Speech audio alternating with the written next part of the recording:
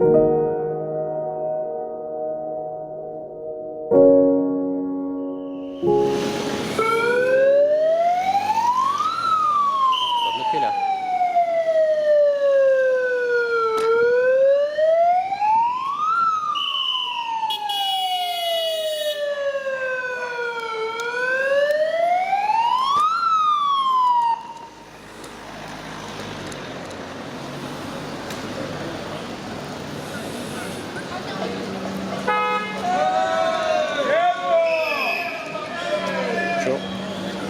dispose de mon corps, il m'appartient, il n'appartient pas au président.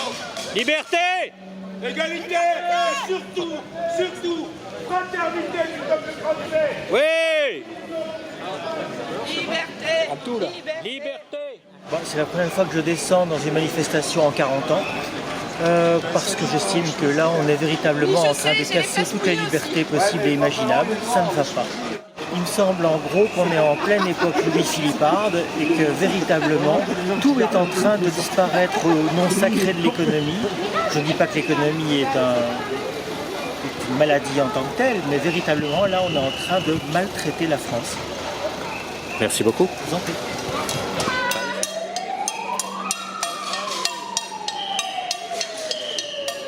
Liberté.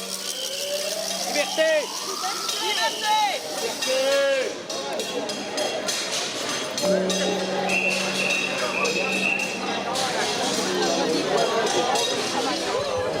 Bonjour. C'est la question ouverte. Pourquoi vous êtes ici aujourd'hui?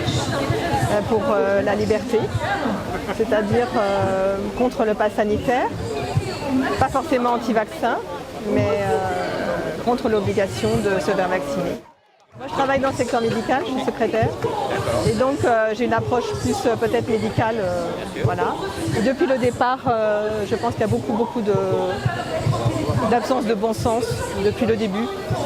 Le fait qu'on ne parle pas de traitement préventif, le fait qu'on ne parle pas de traitement tout court, alors qu'il existe là actuellement le pass sanitaire pour les hôpitaux, mais pas pour aller chez Carrefour Leclerc. À ce moment-là, il faudrait être cohérent et mettre un pass sanitaire pour les supermarchés. Là, je pense que ce serait plus cohérent scientifiquement. Il y a un problème de bon sens. Donc moi, je suis au niveau politique, je pense que c'est important de voter, au contraire, mais pas ceux pour qui on vote depuis 30 ans, 40 ans, depuis Maastricht. En l'occurrence, beaucoup de choses ont changé.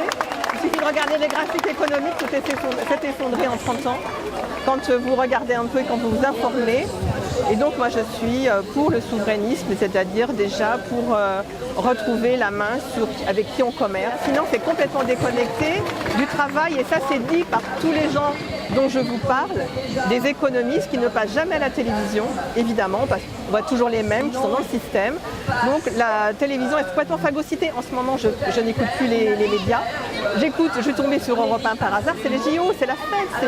Ils sont complètement déconnectés pour qu'on oublie toute la réalité. L'exemple du Remdesivir a été patent. Le Remdesivir, l'Union européenne, qui n'a aucune compétence pour le faire, a acheté pour 1 milliard de Remdesivir. C'est dangereux. Et c'était dit dangereux, M. Raoult le disait depuis longtemps.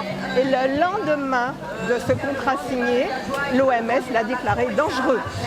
Donc on ne peut pas, à moins d'être, on ne peut pas s'empêcher de se dire il y a un truc.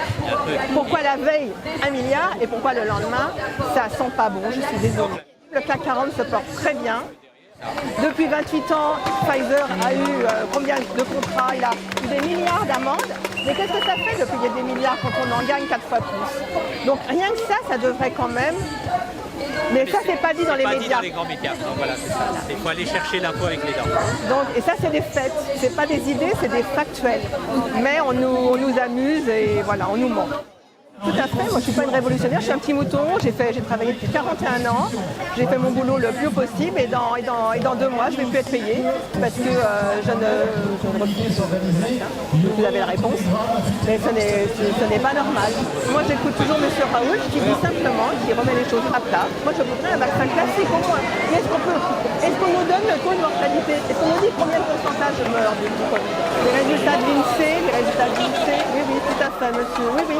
Il n'y a pas eu de surmortalité sur les moins de 60 ans, mais sur les plus, oui. Évidemment, les personnes âgées sont menacées. Enfin, moi, depuis le départ, je trouve que rien n'est normal dans cette histoire. Mais qu'on nous laisse choisir, qu'on nous laisse le choix. Encore une fois, moi je respecte complètement la décision de tout le monde.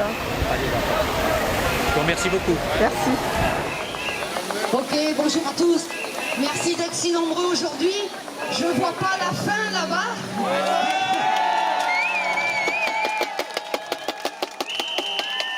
C'est super.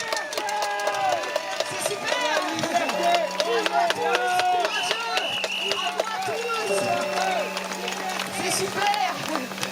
Écoutez, on s'en fout de qui je suis. Je suis juste une soignante, je suis même pas d'ici en fait. J'ai passé mon enfance ici, mais moi je viens de l'île de la Réunion, j'ai déjà pris le micro il y a 2-3 semaines. Je suis toujours là tous les samedis. Vous dire qu'ils étaient des milliers aujourd'hui à la Réunion, dans les rues, dans les supermarchés, sur la 4 voies. Ils sont des milliers, ça se voit pas à la télé, mais tout le monde est là. Donc moi aujourd'hui j'ai un message, c'est que d'habitude dans cette manifestation je suis accompagnée de mes amies d'enfance qui sont toutes des soignantes. Je suis infirmière aussi et moi j'ai la chance d'être en vacances, mais elles ne le sont pas et aujourd'hui et demain, la journée et la nuit, elles sont au boulot parce qu'elles ne peuvent pas être en grève. Pardon. Le premier problème, c'est que je travaille dans la restauration. Le deuxième problème, je suis musicien, donc je suis de la baisse. Double peine. J'ai arrêté de travailler parce que je ne veux pas me faire passe sanité ou vacciner. Voilà, la seule chose que je vois dans cette histoire depuis 1 an et demi, c'est que si je me mets à la place, des Bernard Arnault, Bezos et tous les autres mecs qui ont du pognon, c'est un miracle qui est arrivé depuis 1 an et demi. Oui. C'est un miracle pour eux. Oui. Et c'est l'enfer pour nous. C'est la seule chose que je vois.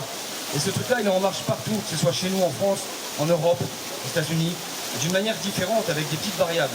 Mais c'est vraiment la même direction, que ce soit le pass sanitaire, la vaccination, tout ça. Je suis frappé du fait qu'on a pu demander à des professeurs de faire cours devant des élèves masqués, ce qui est un non-sens absolu. Et je pense que derrière le pass sanitaire et l'obligation de vacciner, il y a une volonté de soumettre toute une population et plusieurs générations à un mode d'être ensemble qui est absolument scandaleux.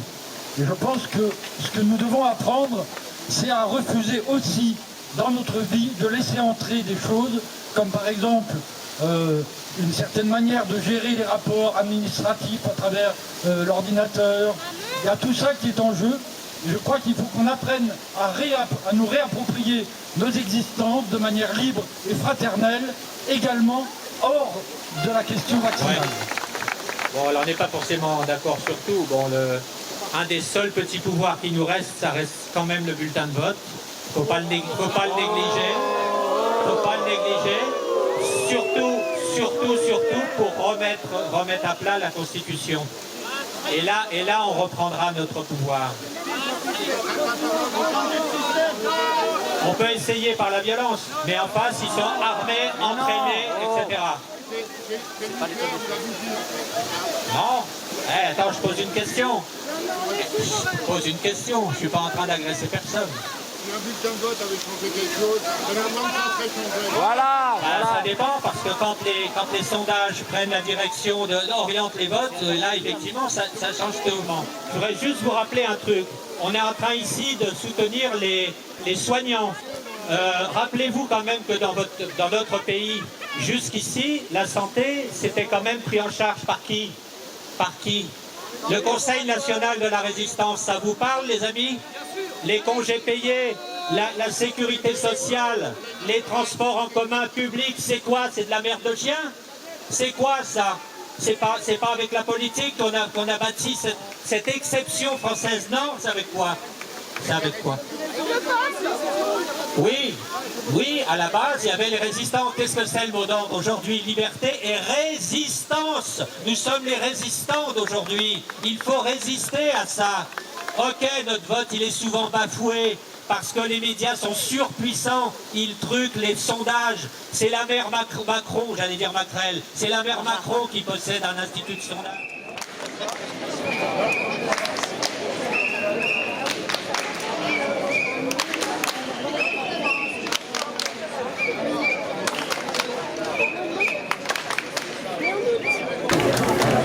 Alexandra, bonjour. Oui, bonjour. Je suis aide-soignante à l'hôpital de Cahors et je voulais dire qu'au 13 septembre, comme je ne suis pas vaccinée, je serai sans salaire. Il y a 80% des soignants de l'hôpital de Cahors qui se sont fait vacciner Il en reste 400 non vaccinés. Et le directeur réfléchit pour faire une liste de tous les gens qui ne seront pas vaccinés sur l'hôpital. Donc pour le moment, c'est ce qui est dit. Après, je voudrais rajouter que le vaccin et le pass sanitaire ont prouvé qu'ils ne servaient à rien dans plusieurs pays, comme l'Israël, etc. Une pandémie dure 3 ans. Et il est préférable de vacciner les gens fragilisés qui ont vraiment des problèmes de santé que des jeunes et des gens qui sont en bonne santé. Ne touchons pas notre liberté et justice aux victimes du Covid et du vaccin. Car il faut savoir qu'en Europe, il y a plus de 18 000 décès dus au vaccin. Voilà. Où est-ce qu'on peut avoir ces chiffres-là? Parce qu'on ne les connaît pas, ces chiffres. Il y a des vidéos qui circulent, dont une dame qui travaille avec l'OMS de Genève, qui parle aussi des myocardies chez les enfants et du manque de fertilité voilà. Et il faut savoir qu'on veut vacciner encore nos personnes âgées pour une 3e dose. Et à savoir que dans certains EHPAD, on a constaté qu'il y a des gens qui retrouvaient leurs règles, qui avaient des saignements, voilà, des personnes âgées. Alors tout ça, c'est inadmissible.